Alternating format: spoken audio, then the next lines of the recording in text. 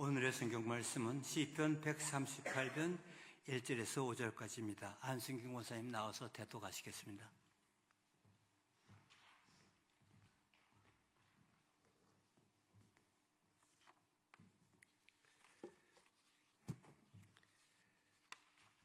봉독하겠습니다. 내가 진심으로 주께 감사하며 신들 앞에서 주께 찬송하리이다.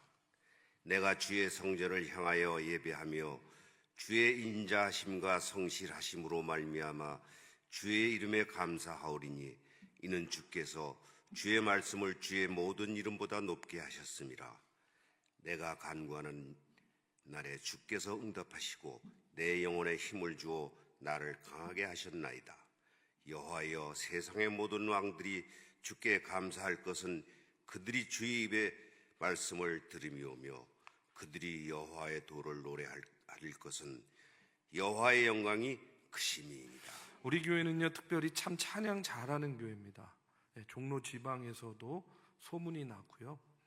메시아 찬양대, 베다니 찬양대, 또 중앙 앙상블, 그리고 LPS 찬양팀까지 예배를 섬기고 찬양하고 헌신하고 봉사하는 그런 분들의 섬김이 있기 때문에, 또 헌신이 있기 때문에 우리가 늘 예배 가운데 더 은혜로운 예배 드릴 수 있고요, 더 하나님께서 기뻐 받으시는 그런 예배의 예배자들이 될 수 있다, 이렇게 생각을 합니다. 주님의 몸된 교회에서 이렇게 늘 아름다운 찬양이 흘러넘친다는 거 얼마나 감사한 일이에요, 그렇죠? 저도 굉장히 찬양을 좋아하는 목사 중에 하나입니다. 그런데 늘 찬양을 좋아하고 또 찬양을 하면서도 마음속에 늘 생각하는 생각이 있어요. 그게 뭐냐면, 하나님이 원하시는 그런 찬양의 모습은 과연 어떤 모습일까 하는 그런 생각을 하게 됩니다.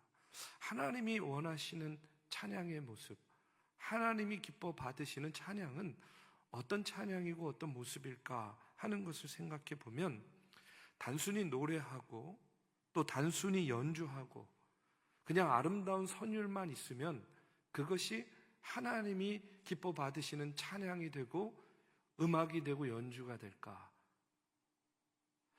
그건 아닐 거다라고 생각합니다. 왜냐하면 그 정도는 예수 믿지 않는 사람들 누구도 할 수 있는 거고, 또 정말로 잘할 수 있는 것들이라고 생각해요. 정말 하나님이 기뻐 받으시고 하나님이 원하시는 그런 찬양은 단순히 노래하고 연주하고 선율만 가지고는 되는 것이 아니라는 거예요. 하나님께서 진정 원하시는 찬양은 뭐 여러 가지가 있겠지만, 그냥 간단히 얘기하면 내 삶에서 진정으로 우러나오는 찬양과 연주를 하나님께서 원하실 거라는 거예요. 우리 베다니 찬양대를 위해서 기도할 때도 항상 이런 말씀 드리잖아요. 내가 고백하는 찬양의 가사가 내 삶의 내용이 되게 해달라. 여러분, 내 삶과 괴리된 찬양, 내 삶과 괴리된 노래, 내 삶과 괴리된 연주, 과연 그것을 하나님께서 기뻐 받으시겠습니까?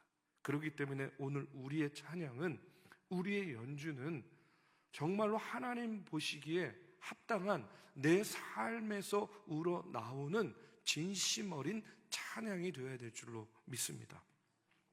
저는 그렇기 때문에 매 순간 우리의 삶을 통해서 정말로 우리의 전심이, 진심이 우러나는 그런 찬양이 울려 퍼질 때에 여러분, 감사가 있고 그 감사에 따른 하나님의 은혜와 복이 임하게 되리라고 믿습니다.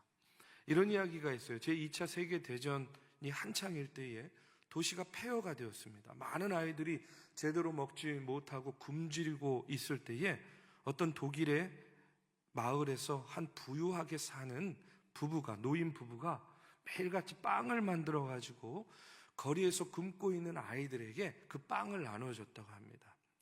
이 두 부부가 빵을 만들어가지고 나오면 이제 아이들이 막 몰려오는 거예요. 몰려들어서 저마다 그 빵 중에서도 제일 큰 빵 먼저 차지하려고 막 이제 이렇게 몸싸움도 하고 빵을 가져가는 거예요. 그런데 다 그렇게 가지고 간 다음에 제일 마지막에 이제 못생기고 마지막에 남은 빵 하나가 있으면 한 여자아이가 항상 기다렸다가 그 빵을 가지고 가는 거예요.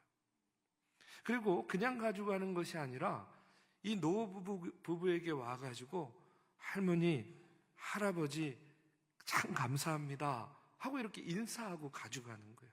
다른 아이들은요 그냥 빵 냄새만 맡고 그냥 바구니만 봐도 벌써 몰려 들어가지고 좋은 빵, 큰 빵 가져가려고 막 아귀다툼을 하는데 이 아이는 기다렸다가 맨 마지막에 남은 빵 가져가면서 할아버지, 할머니 감사해요 하고 꼭 인사를 하니까 그 모습이 얼마나 예뻐요.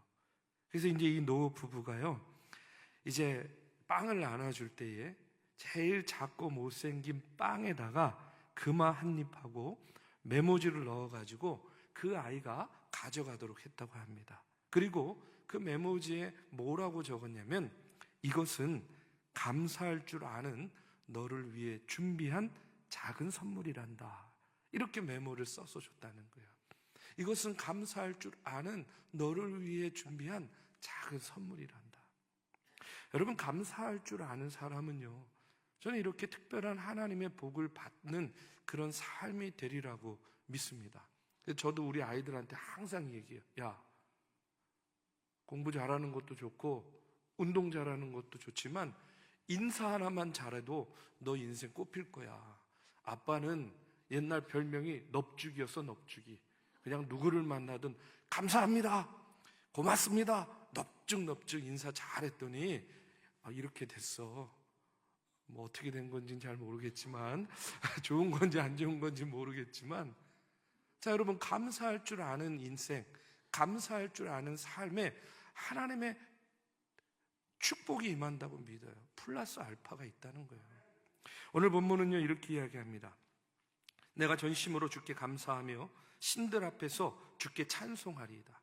전심으로는요 마음을 다하고라는 의미입니다. 그러니까 전인격적으로 자신의 전부로라는 그런 의미예요.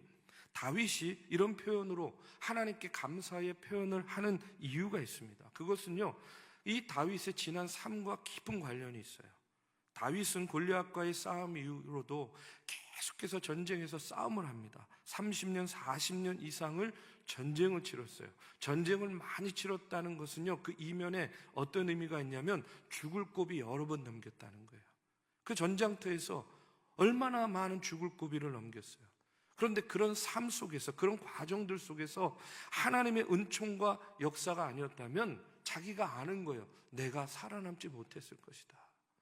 내가 왕이 되지도 못했을 거고 내가 지금 이와 같은 자리, 이와 같은 고백을 할 수도 없었을 것이다 하는 것을 다윗은 누구보다도 잘 알고 있었어요. 그러니까 그거 생각하니까 찬양하지 않을 수 없고 하나님께 감사하지 않을 수가 없는 거예요. 그래서 지난 삶을 돌아보면서 하나님 앞에 전심으로 내가 감사하나이다 하고 이렇게 고백하는 겁니다. 여러분, 오늘 우리도 마찬가지라고 생각해요. 우리 아브라함 선교회뿐만 아니라 우리 모두도 우리가 지난 삶 정직하게 한번 돌아보면요, 여러분, 하나님의 은혜가 아니면 여기 있지 못할 그런 삶의 위기들, 위협들, 사건, 사고들, 여러분, 이런 것들이 얼마나 많이 있었습니까? 저도요, 제 삶을 돌아보면 정말 위기의 순간, 죽을 고비 여러 번 있었던 것 같아요. 그런데 그런 극단적인 상황이 아니더라도 우리가 인생의 고비, 인생의 중요한 그런 전환점에서 하나님의 인도하심과 역사하심이 아니었다면 여러분, 지금 우리는요 어쩌면 이 자리에 있지 못할 수도 있다 하는 그런 사실입니다. 그렇기 때문에 이 하나님의 오묘하신 섭리를 바라보면서 아무리 감사드려도 부족하고 아무리 찬송해도 모자람을 다윗은 느꼈던 거예요. 바로 다윗이 하나님을 찬양할 수밖에 없었던 이유가 바로 여기에 있었습니다. 그리고 오늘 우리도 하나님을 찬양할 수밖에 없는 이유가 바로 여기에 있다고 믿습니다. 우리가 지난 삶을 돌아보면서 우리의 기도가 부족하고 우리의 믿음이 부족하고 우리의 노력이 부족했음에도 불구하고 하나님께서 우리를 붙잡아 주시고 인도해 주시고 세워주셔서 여기까지 오게 된 줄로 믿습니다. 그렇기 때문에 중요한 건 뭐냐면 그 하나님의 은혜를 잊지 않는 것이 대단히 중요해요. 그 하나님의 은혜를 기억하는 사람만이 감사할 수 있고 하나님께 찬양과 영광을 돌릴 수 있다라는 겁니다. 다윗은 시편 103편 2절에서 또 이렇게 고백합니다. 내 영혼아 여호와를 송축하며 그의 모든 은택을 잊지 말지어라. 우리가 하나님의 은혜와 축복을 잊지 않는 방법은 무엇이냐면 다윗처럼요 이렇게 늘 고백하는 거예요. 간증하는 거예요. 히브리어로 감사한다는 단어에는요 기억한다라는 그런 의미가 포함되어 있습니다. 다시 말해서 감사의 뜻은 은혜를 잊지 않고 기억한다 하는 그런 의미예요. 오늘 우리가 왜 감사와 찬양을 돌리겠습니까? 다 기억할 수는 없지만 내 인생 돌아보니 내 인생 기억할 때마다 하나님의 은혜 아니었으면 하나님의 돌보심 아니었으면 여기까지 올 수 없었기 때문에 우리는 하나님께 감사와 찬양과 영광을 돌릴 수밖에 없다는 것이에요. 그리고 앞으로 미래를 내다봐도 마찬가지입니다. 한 치 앞도 예측할 수 없잖아요. 그렇죠? 그렇지만 하나님께서 함께 해주시고 인도해 주심을 믿기 때문에 우리는 미리 감사하고 미리 찬양을 드리는 거예요. 맨날 걱정과 근심만 그냥 미리 가져와가지고 하지 마시고 여러분 감사를요 미리 하세요. 하나님께 찬양과 영광 미리 돌리십시오. 그러면 하나님께서 예비해 놓으신 하나님의 축복이 여러분의 삶 가운데 임하리라고 믿습니다. 오늘 이 시간 우리도 다윗과 같이 하나님, 나는 전심으로 하나님 찬양할 수밖에 없습니다. 지난 삶도 지금도 그리고 앞으로도 하나님 찬양하고 감사하며 살겠습니다. 이렇게 다짐하는 그런 저와 여러분 되시기를 이 시간 주님의 이름으로 축복합니다.